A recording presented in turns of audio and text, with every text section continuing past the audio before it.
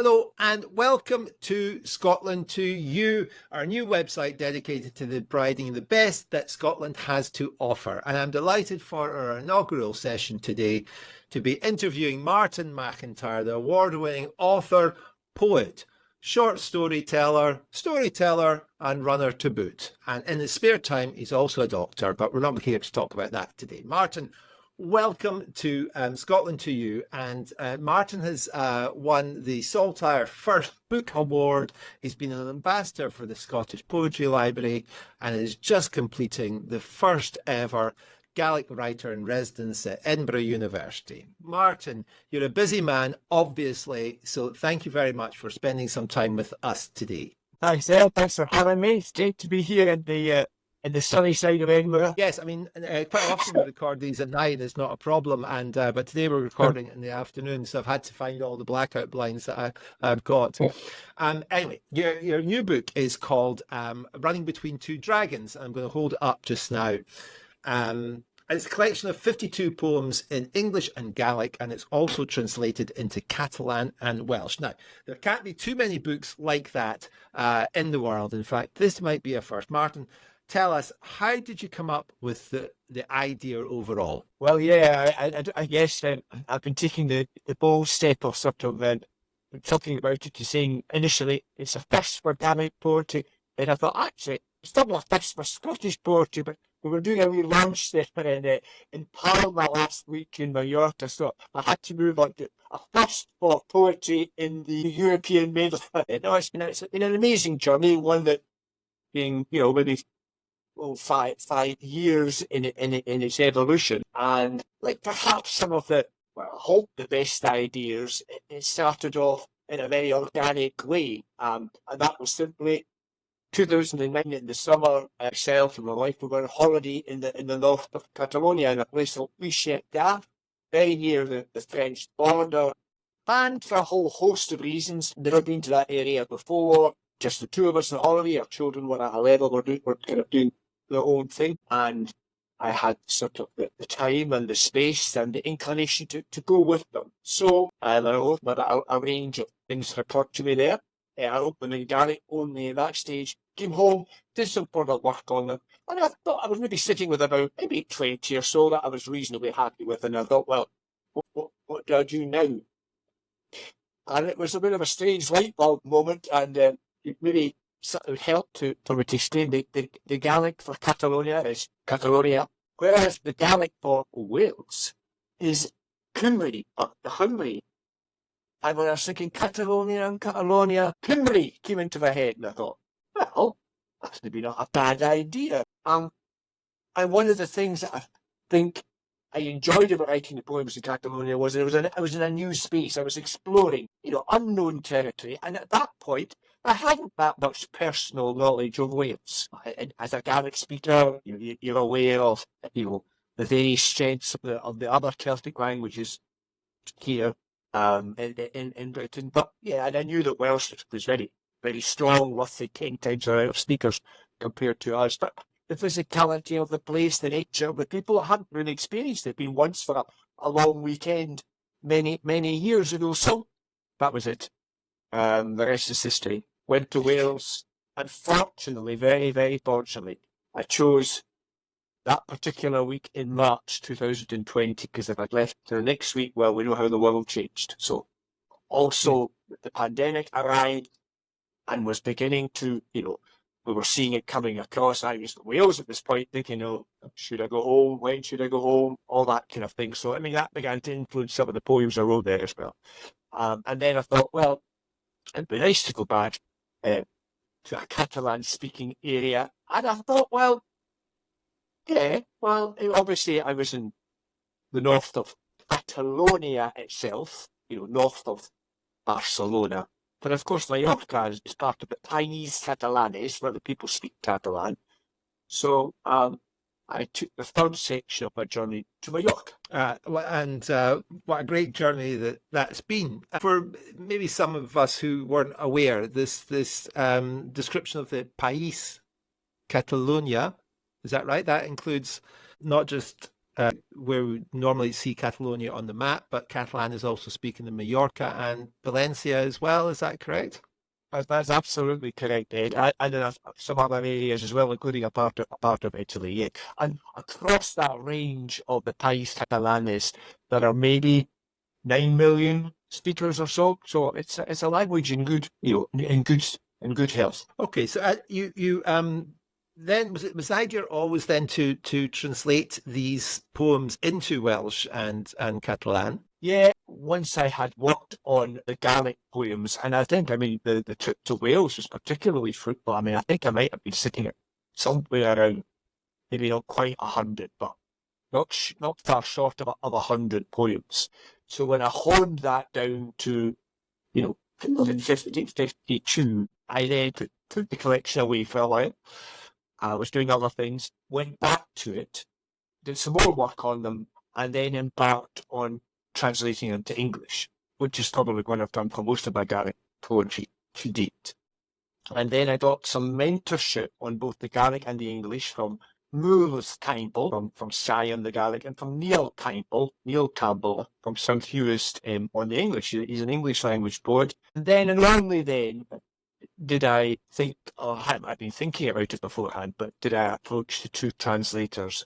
But I had been feeling all along that it would be an opportunity missed to not translate the poems into Catalan and Welsh, since these countries and the experiences I had in these countries were what moved the poems in the first instance. And I was delighted to meet Clive Bootle of Francis Bootle Publishers in Edinburgh.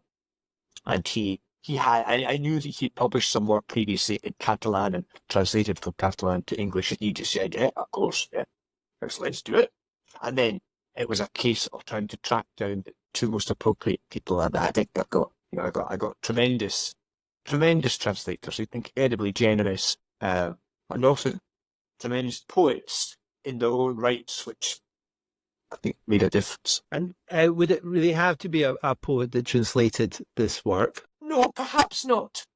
But I think a translator who'd work closely with poets and have a poetic sensibility. No, not all translators of poetry are poets, but I think when we worked in the nuances, and I ended up going to Wales for a few days to translate them with Ivan Aptylin, the former national poet of Wales, and I also went to Palma, Mallorca to work alongside Noelia Diaz de Sedo, again a renowned poet in her own right.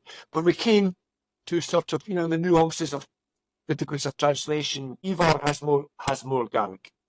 So the English translation, my English translation was abridged, but they were saying, what are you actually trying to say in Gaelic here? And very often we discovered that there was a much easier way through, both in Catalan and in Welsh, by sticking closer to the Gaelic. And just tell us about that process then.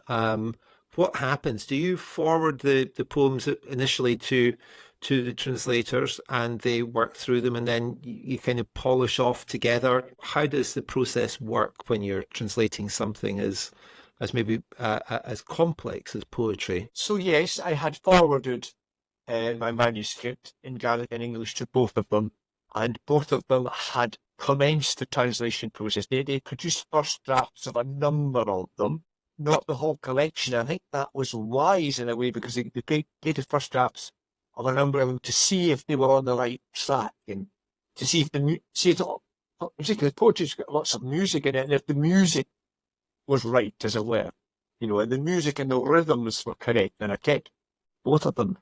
It would ask me to read them in my own voice in Gaelic, so that they would hopefully try and I suppose try to in any way encapsulate some of that music, some of that rhythm in their own language as possible. And then we had an intense period over 3 days in both countries for we did a mix of translation and a mix of taking notes. As you can imagine, Noelia was saying at our lunch in Edinburgh, she learned more about rugby translating my poems than she had previously known. So things that cultural and linguistic nuances that you need to discuss. It sounds a very empathetic process. It was, and again, sort of trust involved, and a lot just getting on with the people, and we were I think, from the first phone calls to both of them, I think I knew that we would get on well, and I thought they would also. I thought it was really key to get their insights.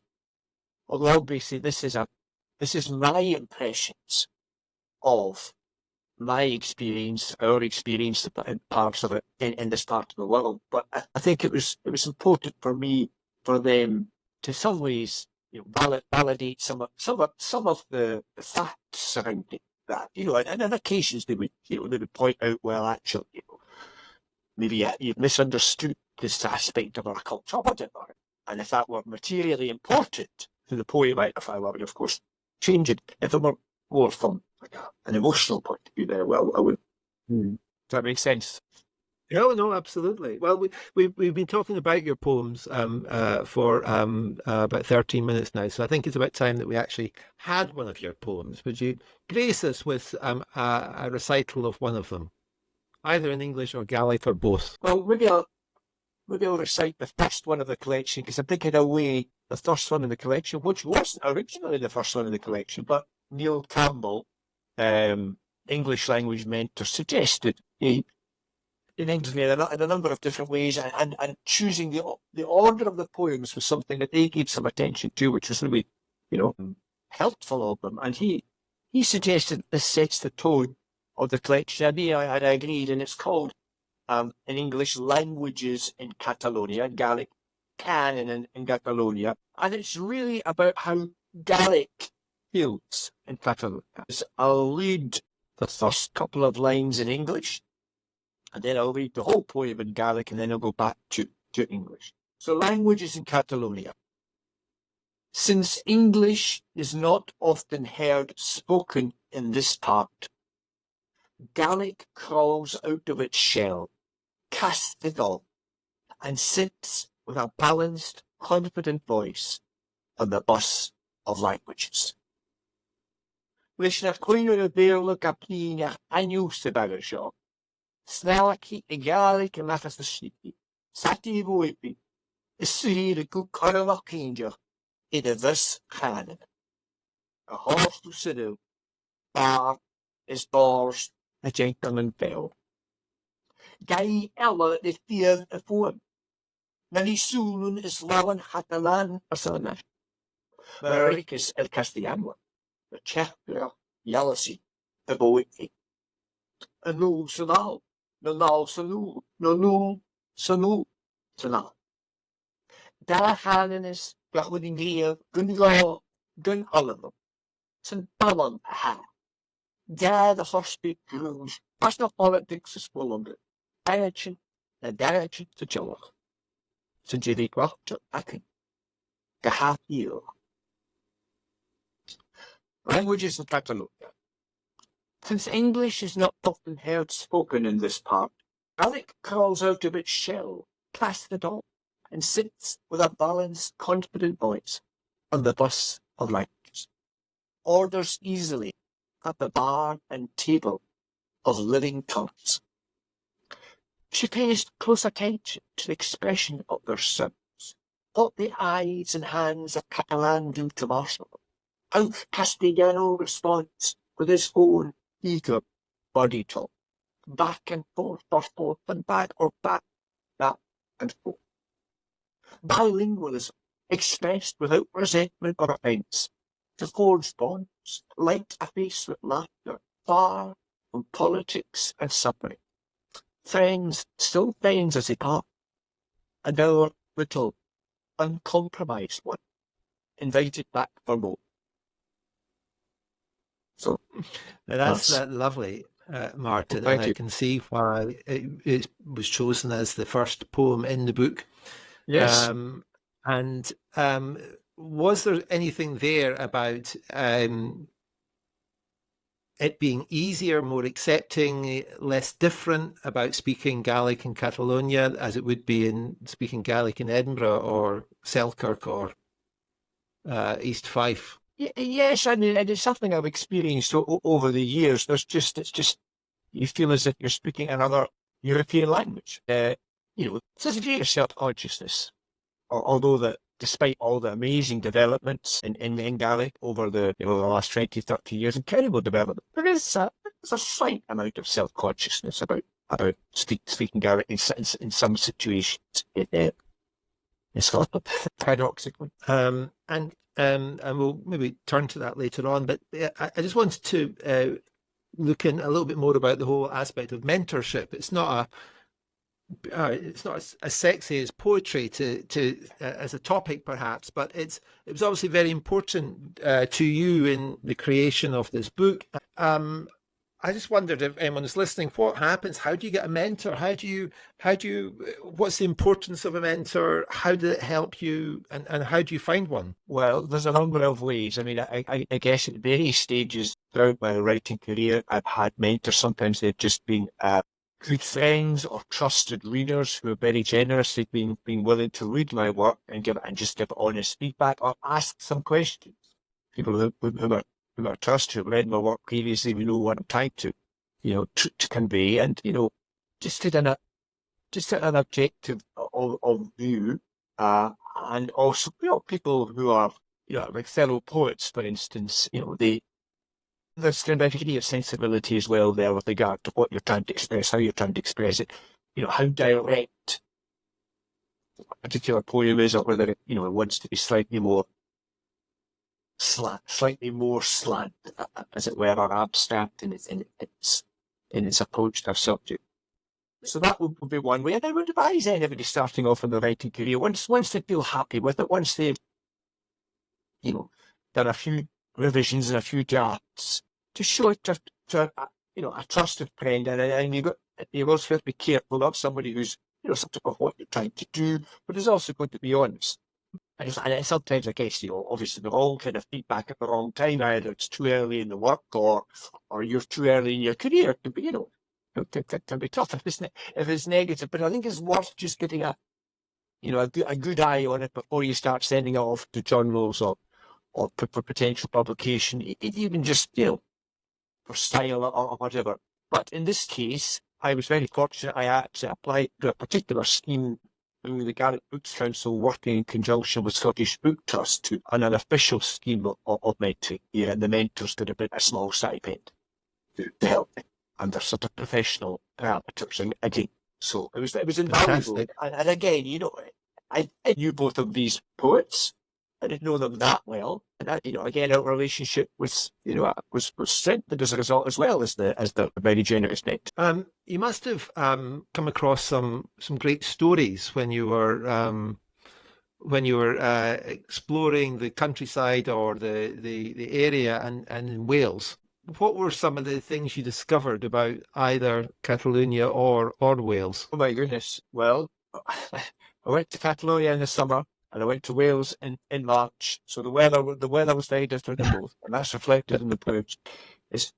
One of my poems in Catalonia is beyond thermometer, and that just the absolute silence that comes when the temperature just was beyond a certain degree, because nobody's moving, nobody can move, nobody wants to move, especially in the afternoon. But everybody's asleep. But there's just that silence of it's just too hot to move. And there's another one about too hot for technology as well. So there's this concept of all our phones and our iPads just melting in the sun. So that actually means we've got to go back to face-to-face communication, read books.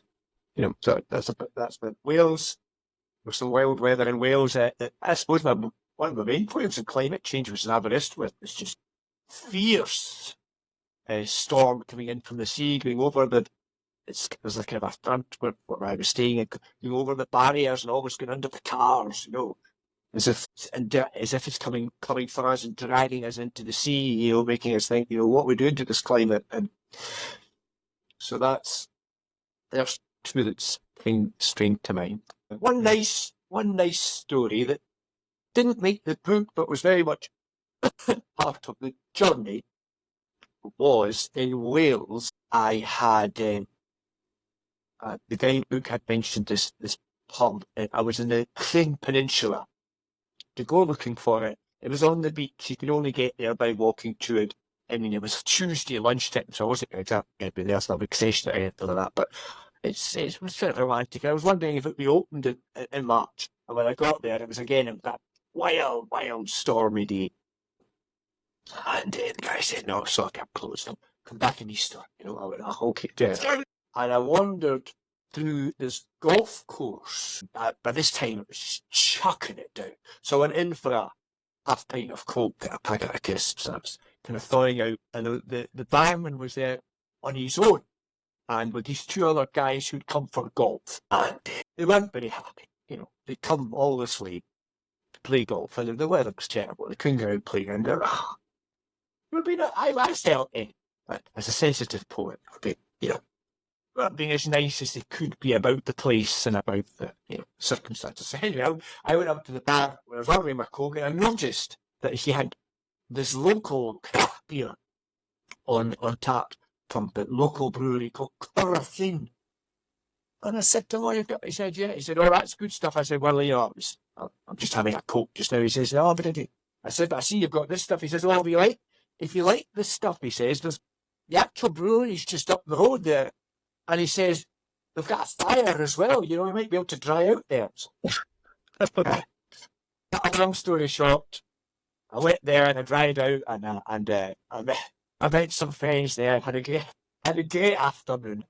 And one of the people that I met there took me on a tour the next day of the Thing Peninsula in his car. Really? So I wrote, beg your pardon, there's an end to this. I wrote a poem about the welcome that I got in the brewery, and I sent it to them, and I believe it's on the wall. I wrote it in Gaelic and got it translated not by Yvonne but by a friend here in English and Welsh. I believe it's on the wall, but I've not been back yet to see if it is. I got a lovely handwritten letter back from them. So anyway, long story. That's lovely. That's lovely. So when you were in Wales and Catalonia, did you get any insights, any particularly new insights in terms of what their culture is like? Any similarities to our own, or many differences? I know that sounds like an essay question from, I don't know, 6-year advanced higher Gaelic or so, but it is a bit of a tough one. I mean, I guess they are a proud people. Yeah, people for whom their language and their culture means a lot. But like ourselves in Gaelic Scotland, they speak a language which is not the main language of the state. Although, as I say, there's 9 million people speak Catalan, there's still probably 18 or 19% of the Spanish population. Actually, similar percentage to the 500 and the 600,000 or so who speak Welsh. So they have similarities in that there is always that other language, that other culture, that other mainstream, which, sets the rules culturally, politically, socially, and like Gaelic, there have been different degrees and different types of oppression and neglect, benign in places and less benign in other places, over the years that have led to the situation that those languages are in. And they've also, they're also having to cope with the new world that we live in the 21st century of globalization. Lots of people from all over the world moving from their areas to other people's worlds, and people moving from other parts of the world to their areas, and how that affects culture, language, education, right? So, I hope that answers it in some way. It does. Is there anything we could learn? Obviously, Catalan in Catalonia and in Spain is much more prevalent, and Welsh in Wales is much more prevalent than Gaelic in Scotland, which is far more precarious. Is there anything we can learn from these other cultures that could advance the depth of Gaelic in Scotland? Well, I think, and that's something that I got from writing the book, is I think it did boost my confidence, boosted my confidence as a writer, boosted my confidence as a writer in an international context, international platform, and in a way, it also boosted my confidence with regard to Gaelic's role as as a language of the world, and then thus consequently as equally valid a language in Scotland. You know, that doesn't seem too paradoxical. And I think the other great thing is that I noticed, especially where we were in the north of Catalonia, in Puigcerdà. I mean, if you were under 40 living in Puigcerdà, you would automatically speak Spanish, Catalan, and French. You're on the French border, but the nearest large supermarkets in France. And of course, because you're under 40 or 45, you're going to be a fluent English speaker as well. So these people just, without being linguistic boffins in any way, speak 4 languages. So I think the normalization of bilingualism as well is an important thing for us to grasp in Scotland. And why can't that bilingualism in many more cases include Gaelic? I think that's an excellent point, Martin. And the normalisation, as you say, of being another world language is a great way to look at it, because it can sometimes maybe feel a bit insular or othering in Scotland, that it has its own area. But of course, bilingualism, trilingualism is a wonderful thing. And you're quite right. Why shouldn't we be able to be proudly and unapologetically supportive of one of our languages that we have the blessings to be able to have? And putting it on an international stage, as you have done in your book, is brilliant. And being able to have a book launch of Gaelic poems in Mallorca must be another first. Well, I think so. Yeah, it was a lovely evening, and a very special house, that Can Alcover, a house given to the people of the people of Palma by the son of Joan Alcover, a famous writer from Palma, who wrote both in Spanish, Castellano, and Catalan, but latterly more and more in Catalan, and realised that he basically wanted to dedicate the house to the furtherance of the Catalan language in Mallorca. Well, I think that's a lovely area to almost come to the end. But I wonder if we could just have another poem from you to end the interview with. That would be great. I suppose since we started in Catalonia, and we finish in Mallorca. I could read the last poem of the book, which is in Mallorca. But let me just jump in there and go to Averist with Climate, which is at page 168 in Gaelic and 171 in English. And it was a wild day in Aberystwyth that day, and it made me think about what's happening climatically. Okay, I'll read it. I'll read it a few lines in English and then the Gaelic first and then the English. So, Gra Inishid Aberystwyth Climate. Waves incense, hateful of greed and exploitation, lies on their tall shoulders, bellow and blast. Storm is who, nach gar die sound is an a kettle. Ach a jeni in de Mars ogen. Ze zijn boeren is beestig. Ze hier gaat heen. Hasting de ballen en dat bal. Aan de straat zoek. Aan de talen in. Een brein de streep haaien. De daad de chin. Hier de haar wel. De graak en klaps. Ik kom af. He lash en bouw de shields. Gegroend. En je benach. Als je de boel en bier ze boel gastal. Kon onze toers, want zat je de rest doorzen. Gaspoel je last nog horen, is na haar. Je nu je, dat hij dan in Gerk. En is het toen hier, de storm, die in. Averystwyth Climate, waves incense, hateful of greed and exploitation, rise on their tall shoulders, bellow and blast. Throw themselves across the barrier walls in a frenzy to the streets, under the carts, into the terrace of houses, in search of the guilty, capturing the terrified, grasping hands, snatch the MacIntyre down to the anger of the ocean, batter them all sides restlessly swam, before casting them back upwards, spitting them out as a sign of what has happened, how much their circle has been distorted, as the bleak legacy consuming us in the act. Wonderful, Martin. Thank you. Wonderful. Morantang.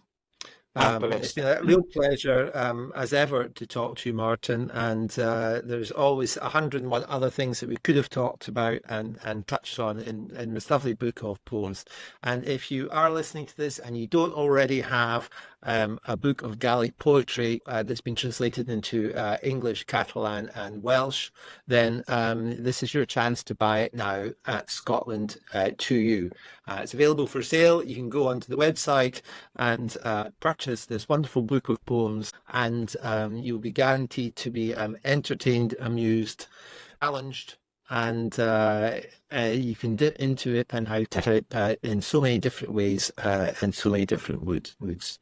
So Martin, Morantang again, and thank you very much for joining us here today, and we look forward to the next instalment of Martin McIntyre's literary journey. Thanks very much, Ed, for having me. Cheery. Cheery dras the maha. And if you're looking for a great night out in London, then head over to the Gaelic Club for 3 hours of dancing to a live band and collar. No experience necessary. Thanks again, and lang may your lumry.